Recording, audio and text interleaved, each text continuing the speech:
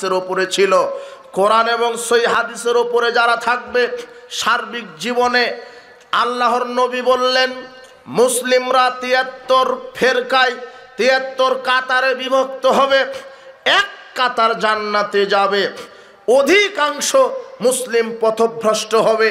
কিয়ামত পর্যন্ত এক কাতার মুসলিম হকের ওপরে বিজয় থাকবে। কিয়ামত পর্যন্ত এক কাতার মুসলিম বিনষ্ট মৃত সুন্নাহকে জীবিত করবে। সেই এক কাতার মুসলিম যারা সরাসরি জান্নাতে যাবে তারা কারা? যারা রাসূলের মৃত সুন্নাহকে জীবিত করবে তারা কারা? কিয়ামত পর্যন্ত যারা হকের ওপরে বিজয় থাকবে তারা কারা? বক্তব্যটি বোঝার চেষ্টা করেন। হকপন্থী হকের ওপরে অটল থাকবে একটি দল, কিন্তু আজকে ইসলামের নামে কত দল তৈরি হয়েছে।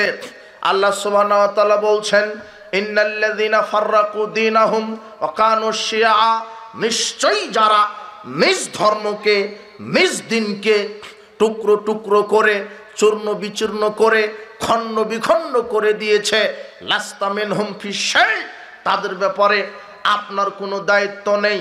অত্র আয়াত প্রমাণ করে দিন ইসলাম ভেঙে খান খান হয়ে যাবে, টুকরো টুকরো হয়ে যাবে।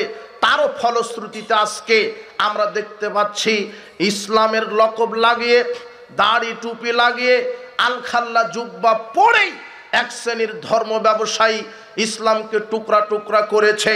ধর্মের নাম তাদের দিন হচ্ছে ইসলাম, তারা জাতিতে মুসলিম, কিন্তু এক একটা ফেরকা, তার একটা হচ্ছে খারেজি, একটা হচ্ছে শিয়া, একটা হচ্ছে মুরজিয়া, মুতাজিলা, জাহমিয়া, জাবরিয়া, মাতরুদিয়া, মুআত্তিলা, ইসমাইলা, এক একটা ফেরকা দল তৈরি হয়েছে তরিকার নামে।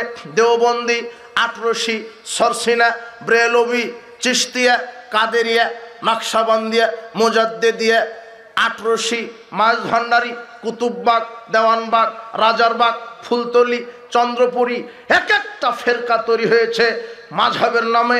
হানাফি, শাফি, মালাকি, হাম্বলি, এক একটা মাযহাব তৈরি হয়েছে।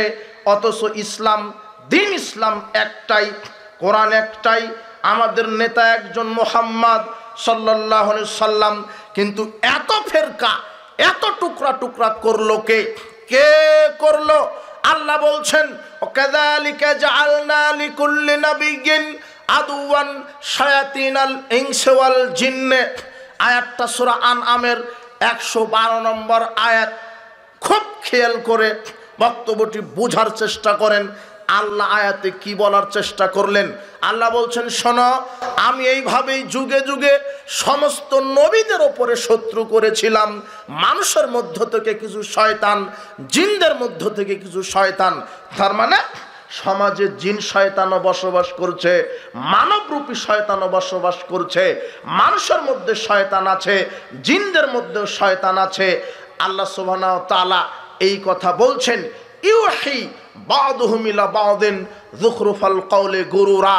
আল্লাহ বলছেন যে এই মানুষ শয়তান আর জিন শয়তান মুখরোচক কিছু কথা বলে জাতিকে পথভ্রষ্ট করবে। মানুষ শয়তানের মধ্য থেকে, জিন শয়তানের মধ্য থেকে মুখরোচক কিছু কথা বলে জাতিকে পথভ্রষ্ট করবে। আল্লাহ বলছেন সূরা আনআমের 121 নম্বর আয়াতে ওয়াইন্নাশ শায়াতিনা, নিশ্চয় শয়তান, লা ইউহুনা, ওহী করে, ইলা আউলিয়াইহিম, তার প্রতিনিধিদেরকে, লিউজাদিলুকুম, যাতে তার প্রতিনিধি মানুষের সাথে তর্ক বিবাদ করতে পারে। শয়তান তার প্রতিনিধির কাছে ওহী করে। শয়তানের কিছু ডিলার আছে সমাজে, শয়তানের কিছু এজেন্ট আছে সমাজে, শয়তানের কিছু দালাল আছে সমাজে। সেই শয়তানের দালাল হচ্ছে মানবরূপী টুপি দাড়িওয়ালা এই ধর্ম ব্যবসায়ী, টাটকা কবর পূজা, মাজার পূজারের এই মুশরিক দালাল হচ্ছে ইবলিস শয়তানের টাটকা এজেন্ট। এরা হলো শয়তানের এজেন্ট। আর এই কথা আল্লাহ বলছেন শয়তানের দালাল এরা, মানবরূপী শয়তান।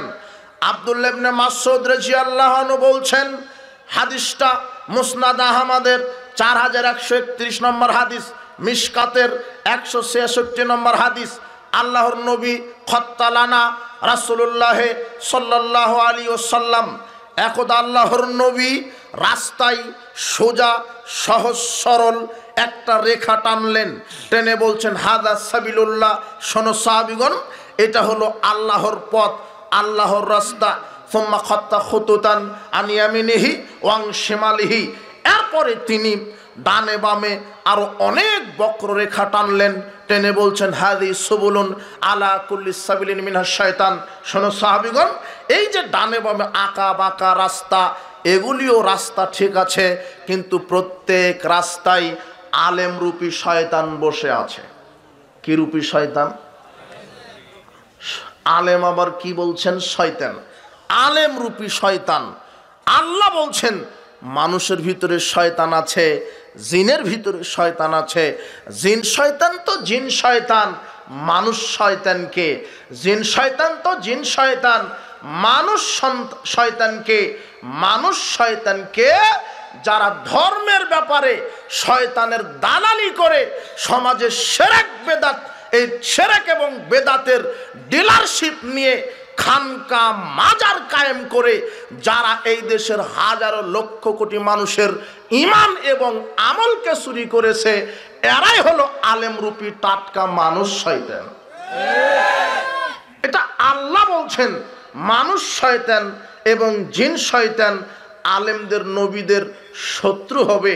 আপনি এখনো কিছু বুঝতে পারেননি, এই হাদিসটা তেলাওয়াত, এই হাদিসটা ইবারত করলে এখন আপনি ঘটনা বুঝতে পারবেন।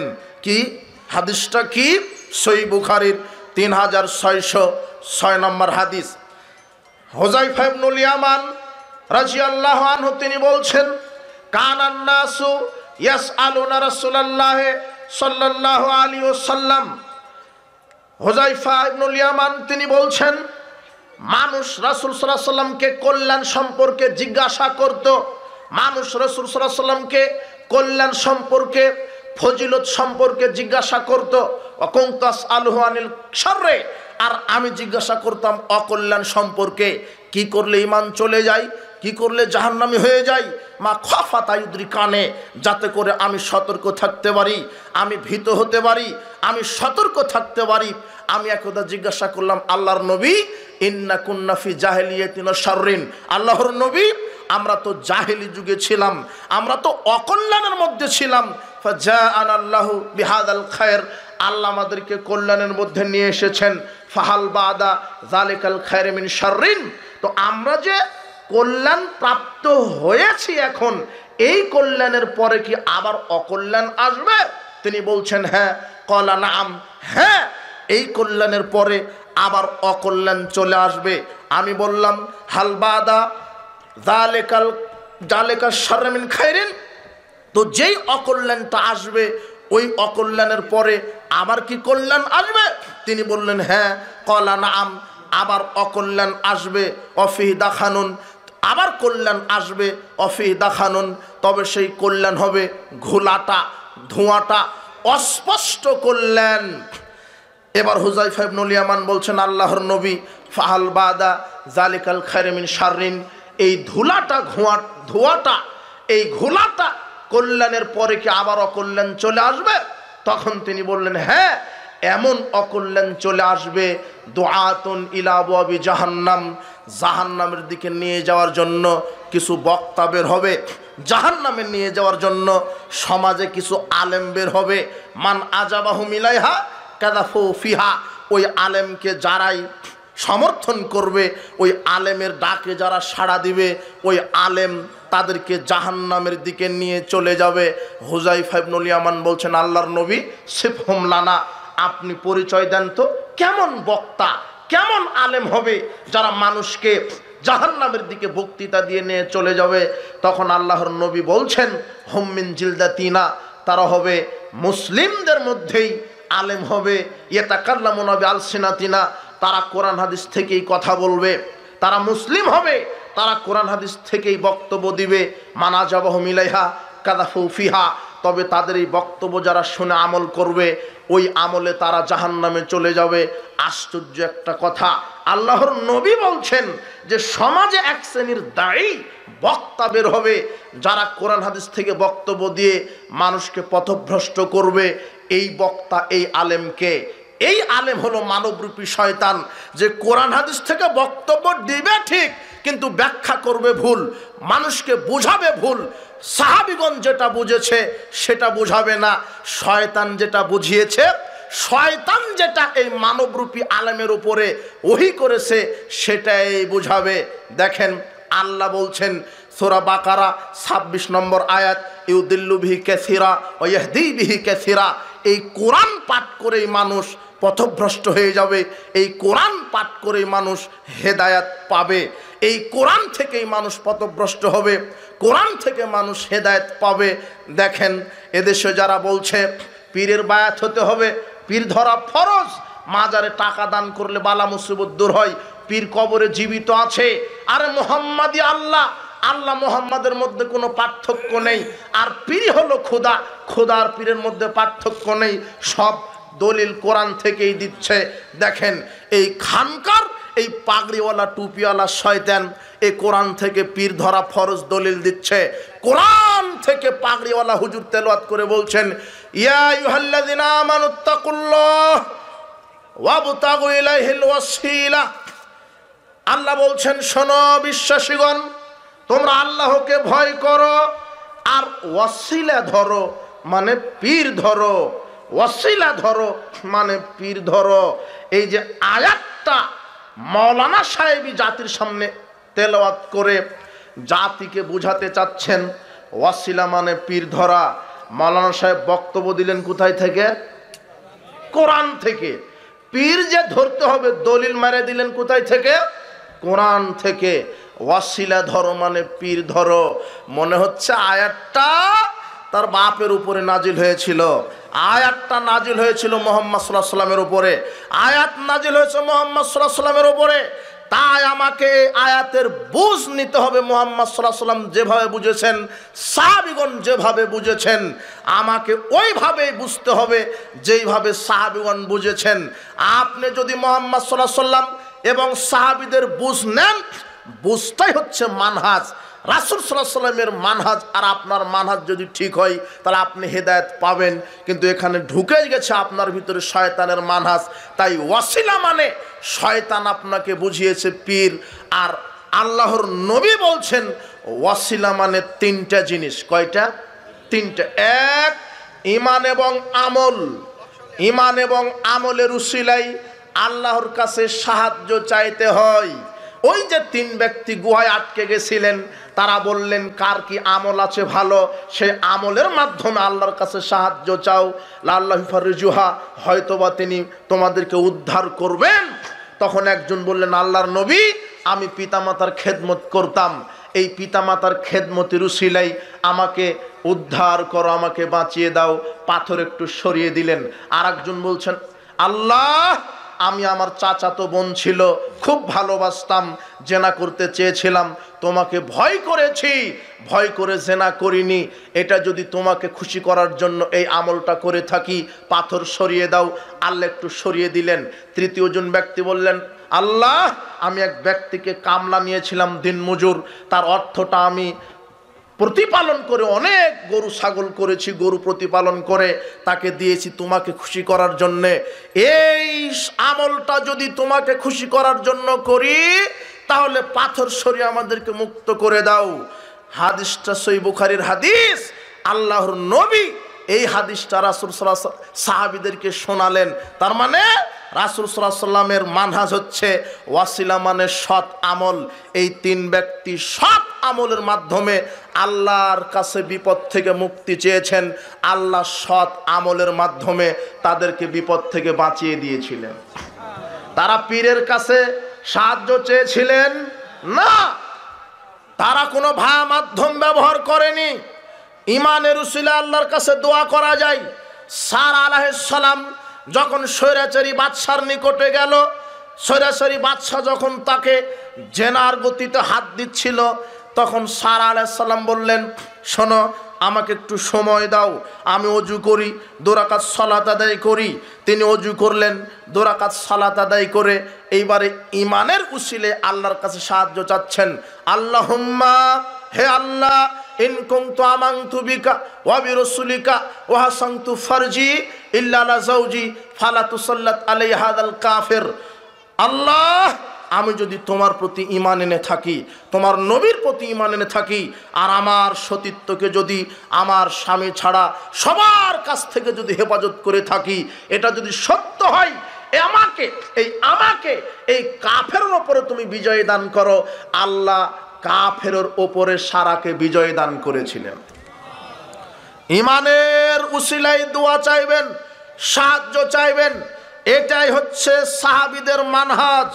ওয়াসিলা মানে পীর ধরা, এটা হলো শয়তানের মানহাজ। ইসলামে পীর বলে কোনো শব্দ নাই।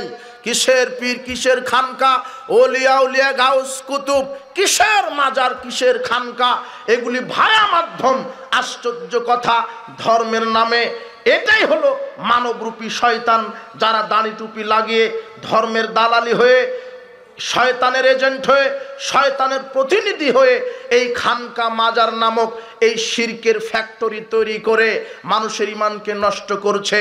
আপনারা চোর দেখেছেন, এদেশ থেকে যারা অর্থ চুরি করে তারাও চোর। সবচেয়ে বড় চোর হলো এই খানকা মাজারের পাগড়িওয়ালা টুপিওয়ালা, যারা এই খানকা মাজার ওরসের মাধ্যমে মানুষের ঈমানকে চুরি করছে। এরাই হলো সবচেয়ে বড় চোর, এরা হলো ঈমান চোর। আপনি মাজারে টাকা দিলেন মানে, মাজারে গরু খাসি মানত করলেন মানে, আশ্চর্য কথা, কারো মাথায় কি ঘেলু নাই, কারো মাথায় কি বেন বুদ্ধি নাই? আরে আপনি শাহজালাল সিলেটের মাজারে গরু মানত করলেন, আরে 18 ফতোয়া দিছে হিন্দুরাও জান্নাতে চলে যাবে, খালি একটা গরু দিলেই হবে। ইহুদি খ্রিস্টান হিন্দু কোনো ধর্মের দরকার নাই। ইসলাম মুসলমান কেন জান্নাতে যাবে? যে যার ধর্ম মানবে তারা জান্নাতে চলে যাবে। সব ধর্মের লোকেরা 18 পীরের দরগায় গরু খাসি মানত করে। 18 পীর বলছে আমার মুরিদ হলে হজ করা লাগবে না, আমি হজের নেকি দিয়ে দেব। 18 পীর সাহেব বলছে যে আমার কাছে আসলে তাকদীরকে পরিবর্তন করে দেব, হায়াত মৌতের দায়িত্ব আমি নিব, আমার মুরিদ হলে সব হয়ে যাবে। সুপারিশ কিভাবে করা লাগে, আশ্চর্য কথা। এদেশের কি যারা কবর পূজা মাজার পূজারি করে, আশ্চর্য কথা। তাই তো আমরা বলি যে যারা পীরের মুরিদ হয় এরা আসলেই বলদ, আসলে এরা বলদ। এরা যে পীরের দরগায় মানত করলো, আশ্চর্য কথা। আব্দুল কাদের জিলানী বাংলাদেশের স্বপ্নেও আসেনি, বায়জিদ বোস্তামি আসেনি। এদের নামে ভুয়া কবর মাজার তৈরি করে, আর সেখানে আপনি যাচ্ছেন, উদ্দেশ্য সফল হবে, সন্তান পেটে চলে আসবে, বালা মুসিবত দূর হবে, পীর পাপ ক্ষমা করে দিবে। আরে বায়জিদ বোস্তামির কবরে গরু মানত করলেন, আরে ধরে নিলাম সে শুয়ে আছে, তো মরা মানুষ। গরু দিলেন, গরু খেলো কে? টাকা যে দিলেন, টাকা যায় কোথায়? তার মানে মাজার খানকায় যারা গরু ছাগল টাকা মানত করেন, এই মাজারের এই টুপিওয়ালা পাগড়িওয়ালা শয়তানদেরকে গাঁজা খাওয়ার ব্যবস্থা করে দেন আপনি। মাজারে গাঁজা চাষ হয়, গাঁজা উৎপাদন হয়। আরে গাঁজা ফ্যাক্টরিতে যত গাঁজা, আরে বাংলাদেশে গাঁজা ফ্যাক্টরির চাইতে এই পীরের দরগাতে গাঁজার সংখ্যা বেশি। গাঁজা চাষ হয়, আপনি টাকা দিলেন, ও গাঁজা খায়। ওটাই হলো তার নাকি, ওটা হচ্ছে পীরকে সন্তুষ্ট করা। ও জিকির করে, ও জিকিরের নামে ভণ্ডামি করে, রাতে জিকির করতে করতে উঠে যায়, বাঁশে উঠে যায়, খাম্বায় উঠে যায়। জাতে মাতাল তালে ঠিক হলেও এরা খেজুর গাছে উঠে না, এরা শুধু ওপরে উঠে, যেখানে উঠা সহজ। আশ্চর্য কথা। আবার জিকির করে ইল্লাল্লাহ ইল্লাল্লাহ।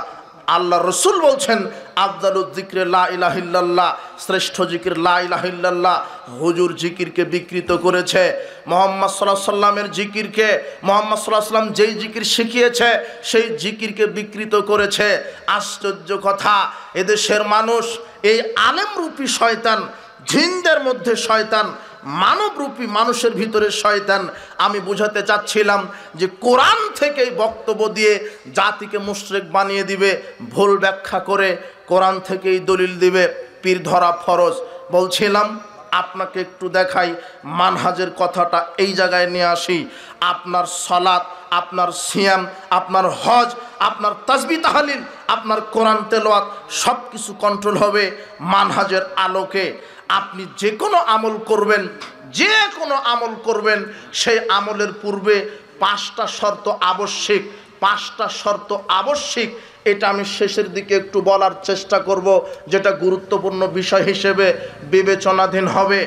আপনাকে এখন যেটা বলছি যে আপনার সালাতকে কন্ট্রোল করবে মানহাজ, আপনার ইবাদতকে কন্ট্রোল করবে মানহাজ, আপনার অর্থনীতিকে কন্ট্রোল করবে মানহাজ, আপনার ব্যবসাকে কন্ট্রোল করবে মানহাজ, আপনার রাজনীতিকেও কন্ট্রোল করবে মানহাজ। মানে রাসূল সাল্লাল্লাহু আলাইহি ওয়াসাল্লামের পদ্ধতি। আপনাকে রাজনীতি করতে হবে কার পদ্ধতিতে? রাসূল সাল্লাল্লাহু আলাইহি ওয়াসাল্লামের পদ্ধতিতে। আপনি যা কিছু করছেন একজন মানুষের পদ্ধতিতে করতে হবে। আশ্চর্য কথা, অথচ আপনি মুসলিম, আপনার নেতা মুসলিম, এদেশের শতকরা 95% নাগরিক মুসলিম। এরপরেও এরা শুধু মনে করেছে সালাত, সিয়াম, হজ, যাকাত এগুলি হলো ইসলাম। জি না, শুধু এগুলি ইসলাম নয়। সালাত, সিয়াম, হজ, যাকাত ইসলাম শুধু নয়। ইসলাম মানে সালাত, সিয়াম, হজ, যাকাত ও ইসলাম। আমার অর্থনীতি, সমাজনীতি, রাজনীতি ও ইসলাম। তার মানে সালাত আদায় করতে হবে রসুলের তরিকায়, অর্থনীতি চালাতে হবে রসুলের তরিকায়, হজ করতে হবে রসুলের তরিকায়, রাজনীতিও করতে হবে রসুলের তরিকায়। কিন্তু আপনি রসুল সাল্লাল্লাহু আলাইহি ওয়াসাল্লামের তরিকায় সালাত আদায় করছেন, মেনে নিলাম আপনি আহলে হাদিস, রাসূল সাল্লাল্লাহু আলাইহি ওয়াসাল্লামের তরিকায় সালাত আদায় করেন। আরে মেনে নিলাম আপনি সহি আকীদার মানুষ, রাসূল সাল্লাল্লাহু আলাইহি ওয়াসাল্লামের তরিকায় সালাত আদায় করেন, কিন্তু রাজনীতি কার তরিকায় করছেন? এদেশের অধিকাংশ নেতা সেকুলার, এদেশের অধিকাংশ নেতা সেকুলার, এদেশের অধিকাংশ নেতা নেত্রী সেকুলার। সেকুলার কি? যারা বিশ্বাস করে যে ইসলামকে রাজনীতিতে ঢুকাতে দিব না, ইসলামকে অর্থনীতিতে ঢুকাতে দিব না, ইসলামকে সমাজনীতিতে ঢুকাতে দিব না, ইসলামকে সংগঠন ঢুকাতে দিব না, ইসলামকে কোনো প্রতিষ্ঠানে ঢুকাতে দিব না। ইসলাম যদি আমরা রাজনীতিতে ঢুকাতে দেই, সেকুলার নেতার আপনি আনুগত্য করেন, অথচ সেকুলারদের আকীদা religion should not be allowed to come into politics. এদের আকীদা যে আমরা রাজনীতিতে ইসলাম ঢুকাতে দিব না, আমরা রাজনীতি করব আমাদের মতবাদে, আমাদের পদ্ধতিতে। আমরা সালাত আদায় করব মসজিদে আল্লাহর বিধানে, কিন্তু রাজনীতি করব আমাদের পদ্ধতিতে। রাজনীতির ভিতর ইসলাম ঢুকাতে দিব না। কেন? রাজনীতিতে যদি ইসলাম ঢুকাই তাহলে তো আমরা জনগণের টাকা চুরি করতে পারবো না, বড় বড় বোতলও খেতে পারবো না। এই জন্য রাজনীতি তারা ইসলাম ঢুকায়নি। এরা বাপ দাদার সেই ইহুদি খ্রিস্টানের পচা কাল্পনিক মতবাদে এরা রাজনীতিতে বিশ্বাসী। তার একটা ন্যাশনালিজম, তার একটা কমিউনিজম, তার একটা সেকুলারিজম, তার একটা ডেমোক্রেসি, তার একটা ক্যাপিটালিজম, এগুলি মতবাদ যেগুলি ইহুদি খ্রিস্টানের তৈরি করা মতবাদ। অথচ আল্লাহ বলছেন সূরা মায়েদার 49 নম্বর আয়াতে, ওয়ালা তাত্তাবি আহওয়াহুম মুহাম্মদ সাল্লাল্লাহু আলাইহি সাল্লাম, আপনি মানুষের কোনো মতবাদ অনুসরণ করবেন না। আল্লাহ বলছেন হুয়াল্লাযী আরসালা রাসূলাহু বিল হুদা ওয়া দীনিল হক লিইয়ুযহিরাহু আলাদ দীনি কুল্লিহি ওয়ালাউ কারিহাল মুশরিকুন।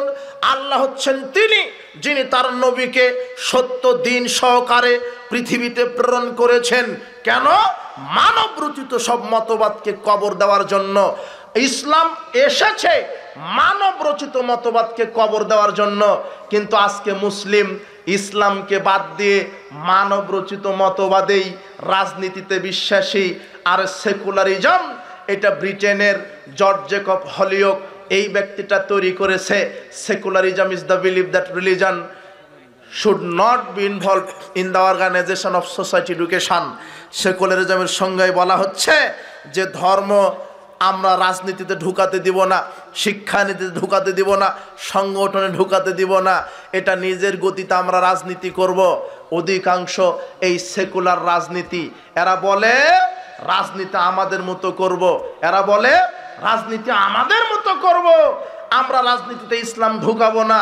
এরপরে রাজনীতি করছে ডেমোক্রেসি, গণতন্ত্র, আব্রাহাম লিঙ্কনের কাল্পনিক পদ্ধতিতে, আব্রাহাম লিঙ্কনের এই পচা মতবাদ। আরে আমার দিন ইসলাম, আমার সার্বিক জীবন ইসলাম মেনে নিতে হবে। ইন্নাদ দীনা ইনদাল্লাহিল ইসলাম। আমার দিন হলো ইসলাম, মনোনীত দিন আল্লাহর পক্ষ থেকে ইসলাম। ওয়া ইয়াবতাগি গায়রাল ইসলামে দীনান ফালাইকুবালা মিনহু ওয়া হুয়া ফিল আখিরাতি মিনাল খাসিরিন। ইসলাম ব্যতীত যে অন্য মতবাদ মানবে তারটা আল্লাহ কবুল করবেন না। আরে সালাতেও ইসলাম, সিয়ামেও ইসলাম, অর্থনীতিতেও ইসলাম, রাজনীতিতেও ইসলাম থাকতে হবে। আমি শুধু সালাতে ইসলাম মানব, রাজনীতিতে ইসলাম মানব না, আমি একজন পাক্কা মুনাফিক। আল্লাহ বলছেন আফাতুমিনুনা বিবাদিল কিতাব ওয়া তাকফুরুনা বিবাদ। তোমরা ইসলামের কিছু মানবে, কিছু মানবে না। শুধু মসজিদ মাদ্রাসা ইসলামকে মানবে, অর্থনীতি রাজনীতিতে মানবে না। আজকে অধিকাংশ নেতা এই আকীদায় বিশ্বাসী, এই রাজনীতিতে বিশ্বাসী, আর আপনি ওই নেতাদের পিছনেই ছুটেন। আশ্চর্য কথা, আপনি ওই নেতার পিছনে ছুটবেন কেন? যেই নেতা ইসলামকে বাদ দিয়ে ইহুদি খ্রিস্টান বিজাতিদের পদ্ধতিতে রাজনীতিতে বিশ্বাসী, ওই নেতার পিছনে ছোটা যাবে না। তার একটা প্রমাণ, এদেশের নেতৃত্ব পর্যায়ের লোক রাজনীতি করে ডেমোক্রেসি, গণতান্ত্রিক পদ্ধতিতে, অথচ আব্রাহাম লিঙ্কন খ্রিস্টান মানুষ। এই গণতন্ত্র কুফরিতন্ত্র, গণতন্ত্র শিরকিতন্ত্র, একে বিশ্বাস করা যাবে না, এর উপরে অটল থাকা যাবে না। যারা ইসলামকে অবজ্ঞা করে ইহুদি খ্রিস্টানের এই কাল্পনিক পদ্ধতিতে রাজনীতি করবে, মানুষের বিধান দ্বারা নিজেকে দেশ পরিচালনা করবে, এরা কখনো ফাসেক, কখনো জালেম, কখনো কাফের, ইসলাম থেকে বের হয়ে যাবে। আমাকে রাজনীতি করতে হবে আল্লাহর বিধানে, আমাকে রাজনীতি করতে হবে রাসূল সাল্লাল্লাহু আলাইহি ওয়াসাল্লামের তরিকায়, কিন্তু আমি রাজনীতি করছি এই ইহুদি খ্রিস্টানের পচা মতবাদে। ডেমোক্রেসি, গণতন্ত্র, এটা কুফরি মতবাদ। Democracy is the government of the people, by the people and for the people. বলা হচ্ছে গণতন্ত্র এমন একটা সরকার ব্যবস্থার নাম যে মানুষ আইন তৈরি করবে, মানুষ মানুষকে শাসন করবে। জি না, আইন প্রণয়ন করেছেন কে? আল্লাহ। বিধান কার চলবে? আল্লাহর। কিন্তু গণতন্ত্রের রাজনীতিতে বিধান আল্লাহর চলে না, বিধান চলে মানুষের। অথচ যে নেতা সে হলো মুসলিম, ও মুসলিম নয়, হলো মুনাফিক, ও হলো টাটকা মুনাফিক, যে আল্লাহর বিধানকে বাদ দিয়ে, যে রাসূল সাল্লাল্লাহু আলাইহি ওয়াসাল্লামের তরিকাকে বাদ দিয়ে, আল্লাহর বিধানকে বাদ দিয়ে মানুষকে পরিচালনা করে মানুষের বিধান দিয়ে, এ হলো জালেম, এ হলো ফাসেক, এ হলো কাফের। বলছিলাম আব্রাহাম লিঙ্কনের কাল্পনিক পদ্ধতি, আমার নবী মুহাম্মদ সাল্লাল্লাহু আলাইহি ওয়াসাল্লাম, আমি রাজনীতি করব রাসূল সাল্লাল্লাহু আলাইহি ওয়াসাল্লামের তরিকায়। কার তরিকায়? রাসূল সাল্লাল্লাহু আলাইহি ওয়াসাল্লামের তরিকায়। কিন্তু আপনি গণতান্ত্রিক রাজনীতিতে বিশ্বাসী। আহা, আপনার হুজুরও গণতান্ত্রিক রাজনীতিতে ক্যানভাস করলো, আপনার হুজুর গণতান্ত্রিক পদ্ধতিকে মেনে নিল, আপনার এই গণতন্ত্র আর ইসলামের মধ্যে পার্থক্য বুঝলো না। গণতন্ত্র কি? আল্লাহর দেওয়া জীবন বিধান। গণতন্ত্র কি? আল্লাহর দেওয়া জীবন বিধান না। গণতন্ত্র কার প্রদত্ত? মানব রচিত। গণতন্ত্র মানব রচিত জীবন বিধান। আর ইসলাম কি প্রদত্ত? আল্লাহ প্রদত্ত। আমি ইসলাম মানব না গণতন্ত্র? সুযোগ নাই। গণতন্ত্র অধিকাংশের রায় চূড়ান্ত, ইসলামে ওহির বিধান চূড়ান্ত। গণতন্ত্রের সার্বভৌম ক্ষমতার উৎস জনগণ, ইসলামের সার্বভৌমত্বের মালিক কে? পার্থক্য এখানে, পার্থক্য এখানে। আমার রাজনীতি হবে ইসলামী খেলাফা, ইসলামী শরিয়া। আমি বোঝাতে চাচ্ছিলাম যে আমার মানহাজটা আকীদাকে, সমাজ, অর্থনীতি, সমাজনীতি, রাজনীতিকে কন্ট্রোল করবে। কিন্তু আমার রাজনীতি, আমি মুসলিম মুখে বলছি কিন্তু রাজনীতি করছি মানুষের তৈরি করা বিধানে। বাংলাদেশে যে প্রচলিত রাজনীতি আছে এটা হারাম। রাজনীতি করা ফরজ, এই কথা ঠিক, তবে রাজনীতি করতে হবে মুহাম্মদ সাল্লাল্লাহু আলাইহি ওয়াসাল্লামের রাজনীতি। কার রাজনীতি? মুহাম্মদ সাল্লাল্লাহু আলাইহি ওয়াসাল্লামের রাজনীতি। মুহাম্মদ সাল্লাল্লাহু আলাইহি ওয়াসাল্লাম যে রাজনীতিতে বিশ্বাসী ছিলেন সেটা ইসলামী খেলাফা, ইসলামী শরিয়া। এই গণতন্ত্র মানে এই পচাতন্ত্র। আরে গণতন্ত্র আবিষ্কার হয়েছে মানুষকে মুশরিক বানানোর জন্য গণতন্ত্র একটা কুফরি তন্ত্র, একটা শিরকি তন্ত্র, একটা চুরিতন্ত্র, একটা দুর্নীতিতন্ত্র, একটা হত্যাতন্ত্র, একটা মামলাতন্ত্র, একটা গুমতন্ত্র, মানব রচিত আইন কায়েমের একটা তন্ত্র, আল্লাহর বিধানকে বাদ দেওয়ার একটা তন্ত্র। কোনো মুসলিম নারী পুরুষ গণতান্ত্রিক পদ্ধতিতে রাজনীতিতে বিশ্বাসী হতে পারে না। গণতন্ত্রে যারা এই ভোট পদ্ধতির মাধ্যমে যারা নেতা হয়, অযোগ্য নেতা হবে। ইসলামের নেতা নির্বাচন হবে সিলেকশন, আর গণতন্ত্রের নেতা নির্বাচনে ইলেকশন। গণতন্ত্রে একটা নেতা নির্বাচন, চেয়ারম্যান নিযুক্ত হতে 1 কোটি টাকা খরচ হয়। কত কোটি? একটা চেয়ারম্যান যখন সে হয় গণতান্ত্রিক ভোট পদ্ধতিতে 1 কোটি টাকা লাগে। ও 1 কোটি টাকা খরচ করে চেয়ারম্যান হয় 50 কোটি চুরি করার ধান্দাতে। কথা বুঝেছেন? আর একটা গরু ছাগলের দাম হয় লক্ষ লক্ষ টাকা। ভোটের সময় যখন আসে এই বান্দা নামক ছাগলের দাম হয় 500 টাকা।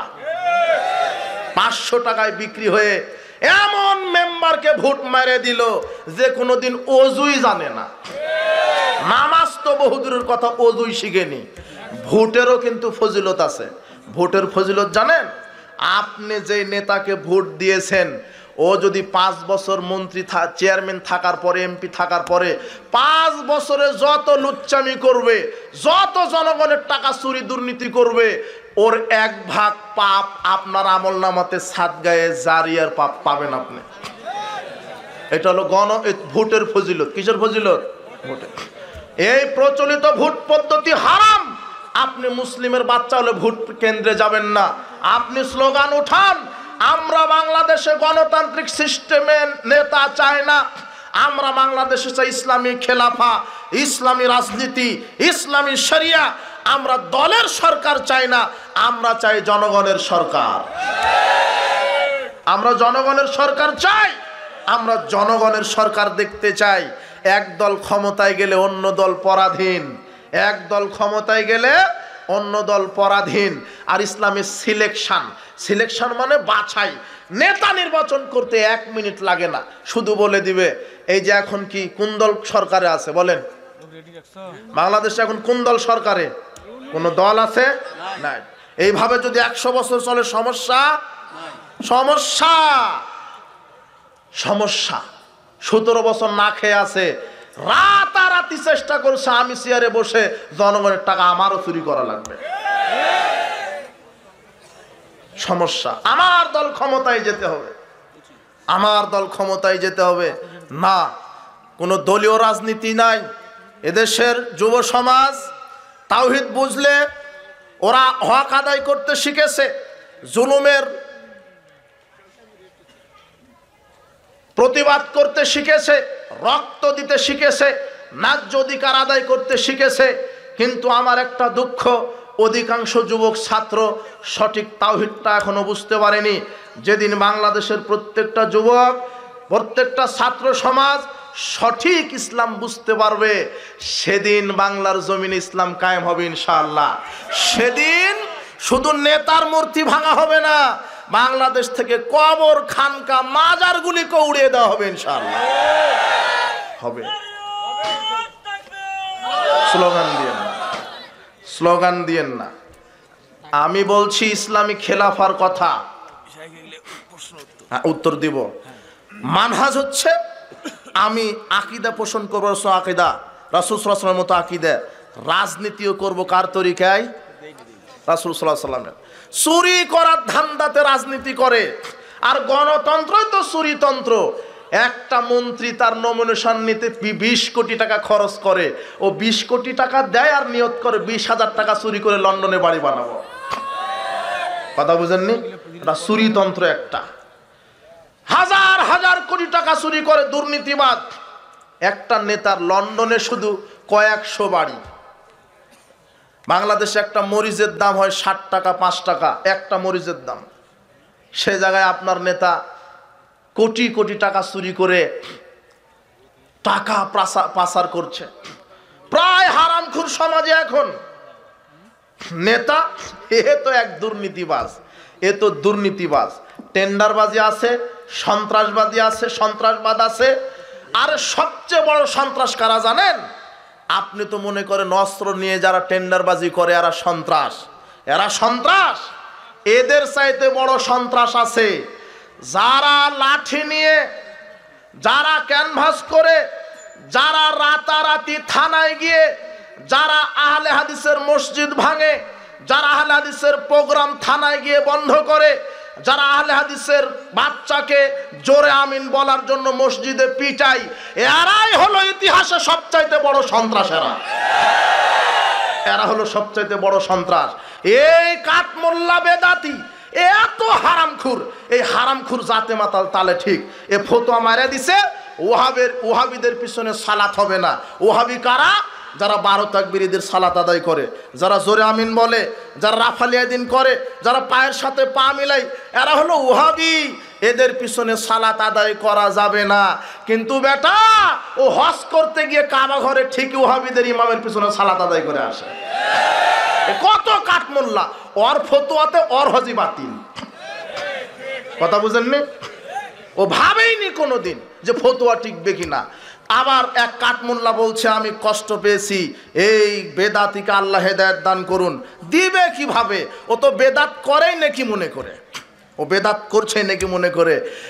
বলছে আহলে হাদিসেরা মসজিদে মহিলাদেরকে নিয়ে যায় ভোগ করার জন্য। সহিহ বুখারীর 843 নম্বর হাদিস, আল্লাহর নবী বলছেন, শোনো, ইজাস্তাজানাত আদিকুম ইমরাআতান, যদি তোমাদের স্ত্রীগণ মসজিদে 5 ওয়াক্ত সালাতের অনুমতি চায়, তাহলে তোমরা ফালা ইয়ামনাহা, তাহলে মহিলাদেরকে মসজিদে যেতে বাধা দিও না। এটা আল্লাহর নবী বলছেন। আল্লাহর নবী কি বলছেন? যদি তারা মসজিদে গিয়ে সালাত আদায় করতে চায় 5 ওয়াক্ত, বাধা দিও না। তার মানে মসজিদে তারা যদি আসতে চায় মহিলাদেরকে সুন্দর পর্দার পরিবেশ করে দিতে হবে। এটা হচ্ছে ইসলামী শরিয়ার একটা নীতি যে দিতে হবে তারা যদি আসতে চায়। আর রাসূল সাল্লাল্লাহু আলাইহি ওয়াসাল্লাম বলছেন বাধা দিও না। সেই জায়গাতে এই বেদাতি কত হারামখুরের হারামখুর, এ বলছে আহলে হাদিস মসজিদে মহিলাদেরকে ধর্ষণের জন্য নিয়ে যায়। কিন্তু আশ্চর্য কথা, 2024 সাল এমন একটা সাল যে প্রত্যেককে আল্লাহ তার পাওনাটা বুঝিয়ে দিচ্ছে। প্রত্যেককে বুঝিয়ে দিচ্ছে। জালেমকে তার পাওনা বুঝিয়ে দিয়েছে। যেই বেদাতিরা বলল আহলে হাদিসেরা মসজিদে মহিলাদেরকে ধর্ষণ করার জন্য নিয়ে যায়, এই বেদাতিরা বউকে হালাল করার জন্য মসজিদে হিল্লার নামে নারীকে ধর্ষণ করে।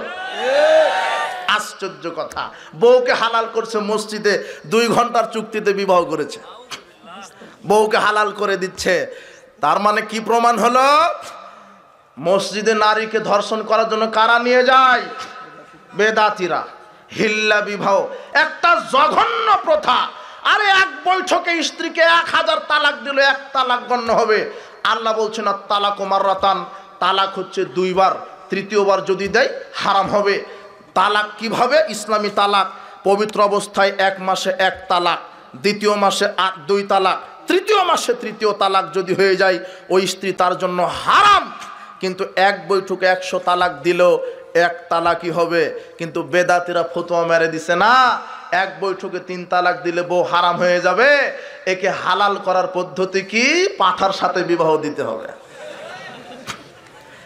আরে আল্লাহর নবী বলছেন আলা উখবিরুকুম বিত্তাইসিল মুস্তার, আমি কি তোমাদেরকে ভাড়া করা ষাঁড়ের কথা বলে দিব না?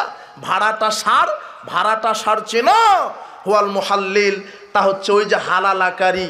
লানাল্লাহ আল মুহাল্লিল ওয়াল মুহাল্লাল লাহু, আল্লাহর নবী বলছেন যারা হিল্লা বিবাহ করে, যে হালালা করে, যার জন্য করে, সবার উপরে আল্লাহর লানত। কি কার লানত? আশ্চর্য কথা, স্ত্রীকে এক বৈঠকে 100 তালাক দিয়েছেন না, 1 মাসের জন্য হারাম। 2য় মাস আপনি ফেরত নিতে পারেন। 3য় মাস আর 1 তালাক দিয়েছেন, 2য় মাসে 3য় মাস আর 1টা ফেরত নিতে পারেন। কিন্তু 3য় মাসে যদি 3য় তালাক দেন তখন হারাম হয়ে যাবে। কে বুঝবে ইসলাম? আশ্চর্য কথা, কে বুঝবে ইসলাম? আকীদা মানহাজ বুঝে না, শুধু কোরআন হাদিসের যেটা ভুল ব্যাখ্যা করে জাতিকে পথভ্রষ্ট করে দিচ্ছে। বলছিলাম যে আকীদা মানহাজ যতদিন আপনি না বুঝবেন, শয়তান কোরআন হাদিস থেকেই বক্তব্য দিয়ে আপনাকে পথভ্রষ্ট করে দিবে। সমাজে কত যে ভুয়া জাল আমল, জাল হাদিস চালু আছে। আশ্চর্য কথা, যে কোনো আমল করতে 5টা নীতি দেখবেন। কয়টা নীতি? 5টা নীতি। এক, স্থান দেখবেন। আপনি যদি বলেন আমি হজ করতে যাব, টঙ্গীর মাঠে গেলে হজ হবে না। হজ করতে গেলে কোথায় যেতে হবে? মক্কায় কাবা ঘর, মিনায় মুজদালিফায়, আরাফার মাঠে যেতে হবে। আর আপনার হুজুর বলছে না মক্কাতে কেন, টঙ্গীতে গেলেও হজ। টঙ্গীতে নয়, শুধু কাবা ঘর তওয়াফ করে আসলেও হজ হবে না, 1 সেকেন্ডের জন্য হলো আরাফার মাঠে যেতে হবে, না হলে হজ হবে না। কথা বুঝেননি? টঙ্গীর মাঠ তো বহুদূরের কথা। তাহলে স্থান দেখবেন, কোন আমল করতে গেলে স্থান, হজের জায়গা আরাফার মাঠ মক্কা। এরপরে দেখবেন পরিমাণ, রাসূল সাল্লাল্লাহু আলাইহি ওয়াসাল্লাম যেই পরিমাণ আমল করেছেন ওই পরিমাণ আমল করতে হবে। এরপরে দেখবেন কারণ দেখবেন কি কারণে আমল করেছেন, কারণ দেখতে হবে। আর একটা কথা আপনাকে বলে যাই, দলিল থাকার পরেও আমল করা বেদাত হবে যদি মানহাজ ঠিক না থাকে। এই কথাটা নতুন হলো আপনার। দলিল থাকার পরেও, কে বলেছে সম্মিলিত মোনাজাতের দলিল নাই? আছে, সম্মিলিত মোনাজাতের দলিল আছে, 2 আজানের দলিলও আছে। কিন্তু দলিল থাকলে আমল করা যাবে না, মানহাজ দেখতে হবে। কি দেখতে হবে? মানহাজ মানে পদ্ধতি। মানহাজ মানে কি? পদ্ধতি। সম্মিলিত মোনাজাতের দলিল নাই, সালাতুল ইস্তিসকায় সবাই মিলে মোনাজাত করে না? করে। এই যে পানি প্রার্থনার, কুনুতে নাজেলার সময় সবাই মিলে মোনাজাত করা হয় না? করে। সম্মিলিত মোনাজাতের দলিল আছে, কিন্তু ফরজ সালাতের পরে মোনাজাতের দলিল আছে নাই। আমি বললাম আর একটা কথা ছুটে গেছে, সবচাইতে বড় সন্ত্রাস কারা বললাম? যারা লাঠি নিয়ে আহলে হাদিসের মসজিদ মাদ্রাসা ভেঙে দেয়। লাঠি হাতে থাকে কাদের? সন্ত্রাসীদের। এখন লাঠি হাতে আছে কাদের? হ্যাঁ, করব কেমন আকীদা? যেইভাবে আকীদা পোষণ করেছেন মুহাম্মদ সাল্লাল্লাহু আলাইহি ওয়াসাল্লাম। পৃথিবীতে একজন মানুষ মানুষের জন্য আদর্শ, পৃথিবীতে একজন মানুষ মানুষের জন্য আদর্শ। আমি আকীদা পোষণ করব কিভাবে? আমি ঈমান আনবো কিভাবে? আমি আমল করব কিভাবে? আমি অর্থনীতি চালাবো কিভাবে? আমি সমাজনীতি চালাবো কিভাবে? আমি রাজনীতি করব কিভাবে? আমি সালাত আদায় করব কিভাবে? আমি সিয়াম পালন করব কিভাবে? আমি যা কিছু করতে চাচ্ছি পৃথিবীতে একজন মানুষের মানহাজকে ফলো করে করতে হবে, যার নাম মুহাম্মদ সাল্লাল্লাহু আলাইহি সাল্লাম। যদি আমার আকীদা মুহাম্মদ সাল্লাল্লাহু আলাইহি সাল্লামের মানহাজের সাথে না মিলে, আমার আকীদা বাতিল করে দিবেন বিচারের মাঠে। আমার রাজনীতি যদি মুহাম্মদ সাল্লাল্লাহু আলাইহি সাল্লামের রাজনীতির সাথে না মিলে, আমার রাজনীতিকে বিচারের মাঠে আল্লাহ নাকচ করে দিবেন। আমার সালাত, সিয়াম, হজ, যাকাত, তাসবিহ, তাহলিল, দান, সাদাকা, কোরআন তেলাওয়াত যদি মুহাম্মদ সাল্লাল্লাহু আলাইহি সাল্লামের আকীদা মানহাজের সাথে যদি না মিলে, তাহলে আমার সালাত, সিয়াম, হজ, যাকাত সব কিছু নাকচ বাতিল করে দিবেন। আল্লাহ বলছেন ফাইন আমানু বিমিসলি মা আমানতুম বিহি ফাকাদ ইহতাদাউ। সূরা বাকারা 137 আয়াত। আল্লাহ বলছেন পৃথিবীর মানুষ তোমরা ঈমান আনো ওইভাবে যেইভাবে মুহাম্মদ সাল্লাল্লাহু আলাইহি সাল্লাম ঈমান এনেছে। আল্লাহ বলছেন ফাইন আমানু বিমিসলি মা আমানতুম বিহি। আল্লাহ বলছেন মুহাম্মদ সাল্লাল্লাহু আলাইহি সাল্লাম আপনি যেইভাবে ঈমান আকীদা পোষণ করেছেন, আপনার সাহাবীগণ যেভাবে ঈমান আকীদা পোষণ করেছে, ওইভাবে যদি সারা পৃথিবীর সব মানুষের আকীদা আপনাদের মতো হয়, তাহলে সবাইকে আমি হেদায়েত দান করব। আমার আকীদা হতে হবে রাসূল সাল্লাল্লাহু আলাইহি ওয়াসাল্লামের মতো, সাহাবীদের মতো। কাদের মতো? আমাদের আকীদা। আকীদা মানে দৃঢ় বিশ্বাস, যেটা অন্তরে ধারণ করে, লালন করে, যে আকীদার ভিত্তিতে মানুষ আমল করে, জীবনকে পরিচালনা করে। দেখেন, সবাই বিশ্বাস করে, সবাই কোনো না কোনো আকীদা পোষণ করে, কিন্তু আকীদা পোষণ করেছেন আপনি, ঈমান আনয়ন করেছেন আপনি, কিন্তু আপনার আকীদা, আপনার ঈমান রাসূল সাল্লাল্লাহু আলাইহি ওয়াসাল্লাম এবং সাহাবায়ে কেরামের মতো হতে হবে। এ কথা আল্লাহ বলছেন। আল্লাহ বলছেন, ওয়াস-সাবিকুনাল আউয়ালুনা মিনাল মুহাজিরিনা ওয়াল আনসার। ঈমান আনয়নে অগ্রবর্তী হয়েছেন সাহাবীগণ। যারা আল্লাহ রাসূলের সাহাবী, তারা ঈমান আনয়নে অগ্রবর্তী হয়েছেন। ওয়াল্লাযীনা তাবাউহুম বিহসানির রাদিয়াল্লাহু আনহুম ওয়া রাদু আন। এবং তারাও ঈমান আনয়নে অগ্রবর্তী হবে। ঈমান আনয়নে অগ্রবর্তী হয়েছে যারা সাহাবীদেরকে সনিষ্ঠভাবে অনুসরণ করেছে। সাহাবীদেরকে অনুসরণ করা লাগবে। আপনাকে কাদেরকে অনুসরণ করা লাগবে? সাহাবীদেরকে। আপনার আকীদা মানহাজ কাদের মতো হবে? সাহাবীদের মতো। আল্লাহ এই কথা বলছেন। আল্লাহ সুবহানাহু ওয়া তাআলা সূরা তাওবার 100 নম্বর আয়াতে এই কথা বললেন, সাহাবীদেরকে অনুসরণ করতে বললেন। সূরা নিসার 115 আয়াতে আল্লাহ বলছেন, ওয়া মান ইউশাকিকির রাসূলা মিন বাদি মা তাবায়্যানা লাহুল হুদা ওয়া ইয়াত্তাবি গায়রা সাবিলিল মুমিনিন নুওয়াল্লিহি মা তাওয়াল্লা ওয়া নুসলিহি জাহান্নাম ওয়া সাআত মাসীরা। প্রকাশ্য হেদায়েত আসার পরেও যারা রাসূল সাল্লাল্লাহু আলাইহি ওয়াসাল্লামের নীতি, আকীদা, মানহাজের উল্টা চলে, রাসূল সাল্লাল্লাহু আলাইহি ওয়াসাল্লাম এবং সাহাবায়ে কেরামের নীতি, আকীদা, মানহাজের উল্টা চলে, নোয়াল্লিহি, আমি তাদেরকে সেই দিকে ফিরাবো, মা তাওয়াল্লা, যেদিকে তারা ফিরতে চায়, ওয়া নুসলিহি জাহান্নাম। অবশেষে যারা রাসূল সাল্লাল্লাহু আলাইহি ওয়াসাল্লাম এবং সাহাবীদের মতো যাদের আকীদা আমল হবে না, নিজের গতিতে আকীদা আমল পরিচালনা করবে, আমি তাদেরকে জাহান্নামে আছাড় দিব। ওয়াসাআত মাসীরা। জাহান্নাম কত নিকৃষ্ট জায়গা হবে।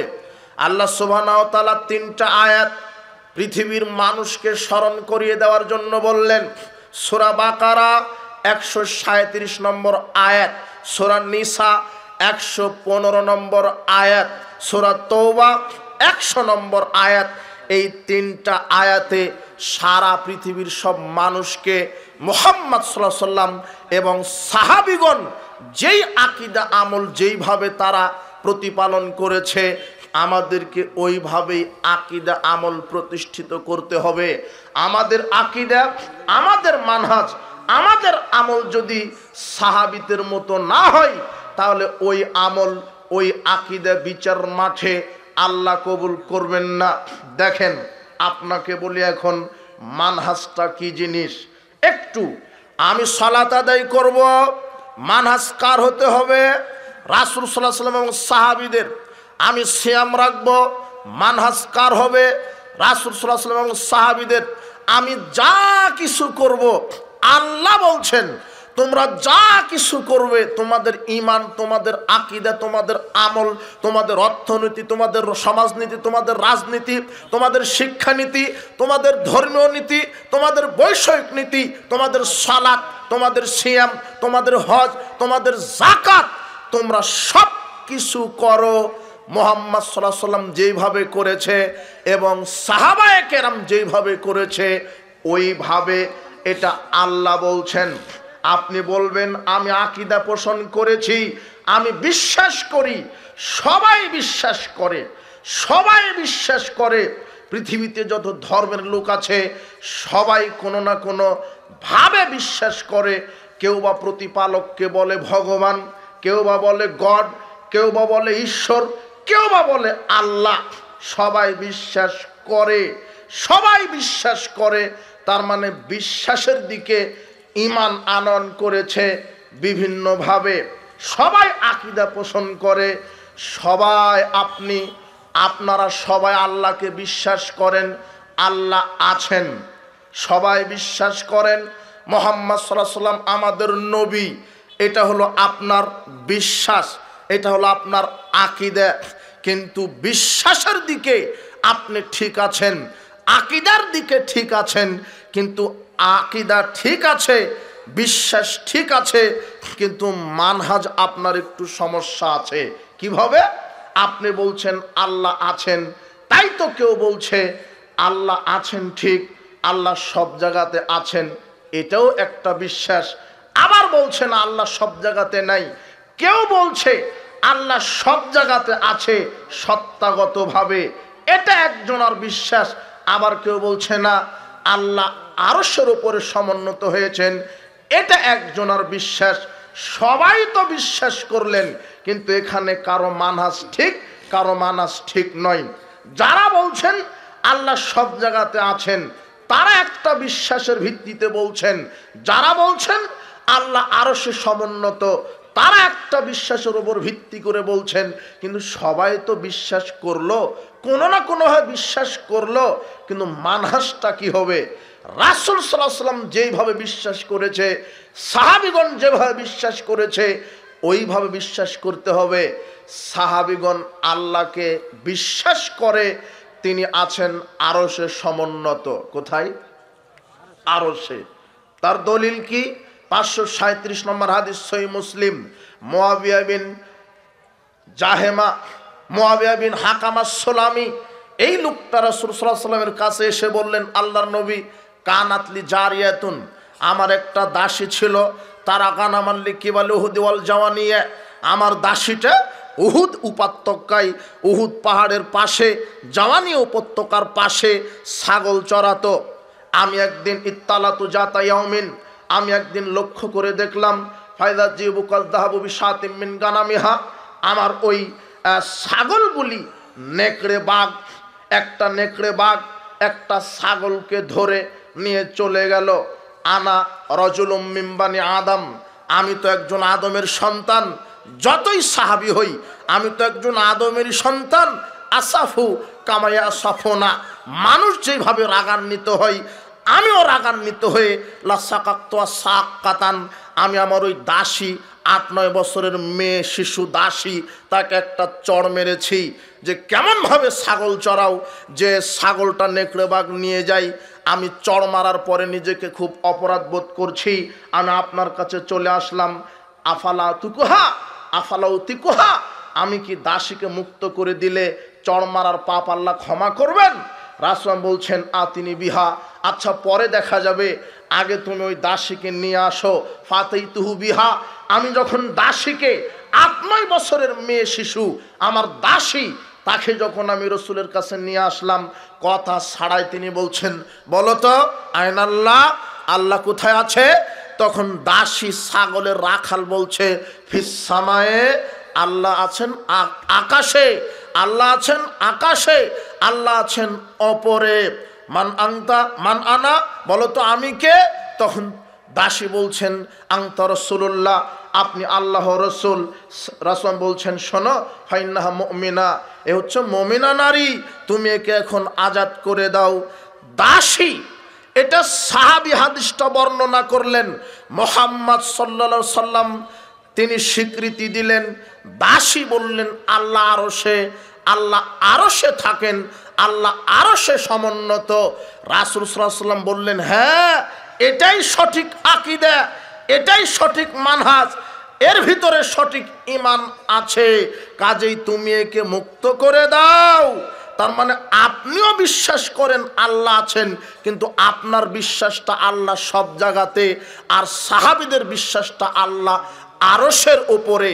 আপনিও বিশ্বাস করেন আল্লাহ আছে, কিন্তু আপনার বিশ্বাসটা আল্লাহ সব জায়গাতে, কিন্তু সাহাবীদের বিশ্বাসটা আল্লাহ সব জায়গাতে নন। আল্লাহ আছেন আরশে, তিনি আরশে সমুন্নত। তার মানে আপনার বিশ্বাসটাই শেষ নয়, আপনার মানহাজটা দরকার। সেই মানহাজটা কাদের মতো হতে হবে? সাহাবীদের মতো। সাহাবীদের মানহাজ আল্লাহ আরশে সমুন্নত। আশ্চর্য কথা, আপনার হুজুর 36 বছর সহিহ মুসলিমের দার্স দেয়, 36 বছর 50 বছর মুসলিমের দার্স দেয়, তারপরেও আপনার হুজুর বলছে আল্লাহ সব জায়গাতে থাকে। আরে রাখাল জানে আল্লাহ আরশে সমুন্নত। এদেশের বেদাতি কাঠমোল্লা বলছে আল্লাহ সব জায়গাতে থাকে, রাখালের চাইতে অশিক্ষিত। এটা রাখাল জানে আল্লাহ সব জায়গাতে আছে, ওকে রাখালের কাছে গিয়ে দার্স নিতে হবে। এটাই হচ্ছে সঠিক মানহাজ। বিশ্বাস করেন আল্লাহ আছেন, আপনার বিশ্বাস সব জায়গাতে, সাহাবীদের বিশ্বাস আল্লাহ আরশের ওপরে। এটাই হলো মানহাজ। মানহাজ আমার আকীদাকে কন্ট্রোল করবে, আমার বিশ্বাসকে কন্ট্রোল করবে। আমি যা কিছু করছি আমার সেটাকেই কন্ট্রোল করবে মানহাজ। এবারে আসেন আকীদার বিষয়। রাসূল সাল্লাল্লাহু আলাইহি সাল্লাম বলছেন যে তোমরা ওইভাবে আকীদা পোষণ করো। আল্লাহ বলছেন তোমরা ওইভাবে আকীদা পোষণ করো, ওইভাবে বিশ্বাস স্থাপন করো যেইভাবে মুহাম্মদ সাল্লাল্লাহু আলাইহি সাল্লাম এবং সাহাবায়ে কেরাম আকীদা বিশ্বাস স্থাপন করেছে। আমার আকীদা, আমার বিশ্বাস রাসূল সাল্লাল্লাহু আলাইহি সাল্লামের সাথে মিলে যেতে হবে, সাহাবীদের সাথে মিলে যেতে হবে, তাহলে আমার আকীদা ঠিক থাকবে। এটা আকীদার দিকে বললাম। দেখেন মানহাজটা কি জিনিস? মানহাজ হচ্ছে নীতি পদ্ধতির নাম। আমি জীবনে যা কিছু করব সব আমার কন্ট্রোল করবে যে জিনিসটা, সেটা হলো মানহাজ। আল্লাহ সুবহানাহু ওয়া তাআলা বলছেন ওয়ামিম্মান খলাকনা উম্মাতুই ইয়াহদুনা বিল হাক্কি ওয়া বিহি ইয়াদিলুন। আমার সৃষ্টির ভিতরে একটি দল, আমার সৃষ্টির ভিতরে একটি সৃষ্টিগত দল হকের উপরে কায়েম থাকবে, তারা হক অনুযায়ী ইনসাফ প্রতিষ্ঠা করবে। রাসূল সাল্লাল্লাহু আলাইহি সাল্লাম বলছেন বাদাল ইসলামু গরিবান সায়দু কামা বাদা। আমার এই রাসূল বলছেন ইসলাম এসেছে গরিব অবস্থায়, গরিব অবস্থায় ফিরে যাবে। ফাতুওয়ালিল গোরাবা, তবে কম সংখ্যক লোক হবে সফল, তাদের জন্য জান্নাতে তোবা নামক গাছের সুসংবাদ। ইন্নাদ-দীনা বাদা গরিবান, নিশ্চয় এই দিন সংখ্যালঘু অবস্থায় এসেছিল, আবার সংখ্যালঘুদের উপরে ফিরে যাবে। ওয়াহুমুল্লাযীনা ইসলিহুনা মা আফসাদান নাসু মিন বা'দি মিন সুন্নতি, তবে যারা আমার বিনষ্ট সুন্নাতকে সংশোধন করে নিবে, ইসলাহ করে নিবে, তারা হবে সফল। তার মানে পৃথিবীতে রাসূলের সুন্নাহকে বিকৃত করা হবে, রাসূলের সুন্নাহকে নষ্ট করা হবে, কিন্তু যুগে যুগে একটা দল থাকবে যারা বিনষ্ট সুন্নাতকে সংশোধনের মাধ্যমে রাসূলের সুন্নাহকে উদ্ধার করবে, রাসূলের মৃত সুন্নাহগুলিকে জীবিত করবে। তারা কারা? সাওবান রাদিয়াল্লাহু আনহু বলছেন রাসূল সাল্লাল্লাহু আলাইহি ওয়াসাল্লাম বলেছেন লা তাযালু তায়ফাতুম মিন উম্মতি যাহিরিনা আলাল হাক্কি লা ইয়াদুররুহুম মান খাযালাহুম হাত্তা ইয়াতি আমরুল্লাহি ওয়া হুম কাযালিক। আল্লাহর নবী বলছেন কিয়ামত পর্যন্ত আমার উম্মতের একটি দল হকের উপরে বিজয়ী থাকবে, পরিত্যাগকারীরা তাদের কোনো ক্ষতি করতে পারবে না, তারা ওইভাবেই থাকবে। একটা দল হকের উপরে থাকবে, একটি দল হকের উপরে থাকবে। সেই দল কোন দল? বিনষ্ট সুন্নাতকে সংশোধন করে দিবে এক দল, সেই দল কোন দল? আব্দুল্লাহ ইবনে আমর রাদিয়াল্লাহু আনহু বলছেন রাসূল সাল্লাল্লাহু আলাইহি ওয়াসাল্লাম বলেছেন লা ইয়াতিয়ান্না লা উম্মতি মা তালা বানি ইসরাইল, আমার উম্মতের ওই অবস্থা হবে যে অবস্থা বানি ইসরাইল কওমের হয়েছিল। হাজওয়ান নাল বিন নাল, যেমন দুই পায়ের জুতা সমান, তেমনি বানি ইসরাইল যেমন হবে, আমার মুসলিম উম্মতের মধ্যে অধিকাংশই মুসলিম উম্মত ইহুদি খ্রিস্টানের মতো হবে। হাত্তাইন কানা মিনহুম মান আতা উম্মাহু আলানিয়া, যদি ইহুদি খ্রিস্টান মায়ের সাথে জেনা করে থাকে, লাকানা ফি উম্মতি মায়াসনাউ জালেক, তাহলে মুসলমানেরাও মায়ের সাথে জেনার মতো পাপ করে থাকবে। ইন্না বানি ইসরাইলা তাফাররাকাত আলা সিনতাইনে ওয়া সাবঈনা মিল্লাতান, বানি ইসরাইল কম বিভক্ত হয়েছিল 72 কাতারে। অতাফতারিক উম্মতি আলা সালাসি ওয়া সাবঈনা মিল্লাতান, আর মুসলিম